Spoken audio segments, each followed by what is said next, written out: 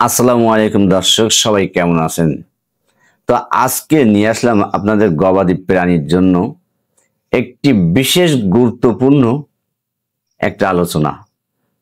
যে ভিডিওটিতে দেখবেন অনেক সময় গাভীর ওলান থেকে দুধ নিজে নিজে পড়তে থাকে। এটা শুধু দুধের ক্ষতি নয়, বরং ওলানের রোগ ও ম্যাস্টাইটিস হওয়ার ঝুঁকি বাড়ায়। তাহলে ওলান থেকে যখন অতিরিক্ত অর্থাৎ দুধ পড়তে থাকে, এর কারণ ও প্রতিকার সম্পর্কে আজকে এই ভিডিওটিতে দেখব। ততক্ষণ পর্যন্ত সঙ্গে থাকুন।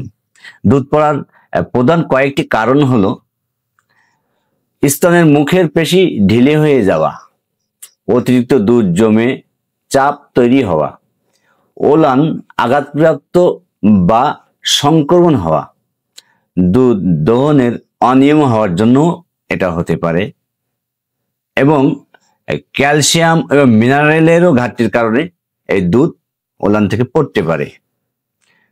তো আমাদের এর প্রতিকার সম্পর্কে আজকে জানবো। এর প্রতিকার যাতে দুধ না পড়ে, তার প্রতিকারটা কি? এই প্রতিকার এবং সমাধান করতে হলে প্রতিদিন নির্দিষ্ট সময়ে গাভীকে দুধ দহনের ব্যবস্থা করতে হবে। ওলান পরিষ্কার ও দুধ দেওয়ার পর পর টিক ডিপ ব্যবহার করব, মিনারেল ও ভিটামিন খাওয়াবো এবং সময় মতন ক্যালসিয়াম সাপ্লিমেন্ট প্রদান করব। প্রয়োজনে ওলান সাপোর্ট ব্যবহার করব। আর যদি ওলান শক্ত ও গরম হয়ে থাকে, তাহলে অবশ্যই দ্রুত অভিজ্ঞ ভেটেরিনারি চিকিৎসকের পরামর্শ নিব ইনশাআল্লাহ। তো তাহলে গাভীর দুধ নষ্ট হবে না আর গাভী থাকবে সুস্থ।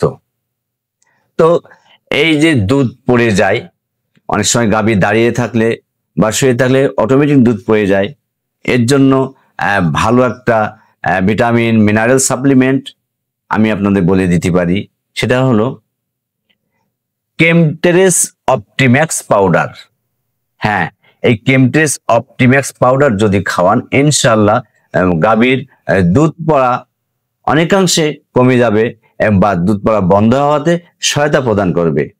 তো এটার খাওয়ানোর নিয়ম, প্রত্যেক দিন কমপক্ষে 100 গ্রাম করে প্রত্যহ একবার, কমপক্ষে 2 থেকে 3 সপ্তাহ।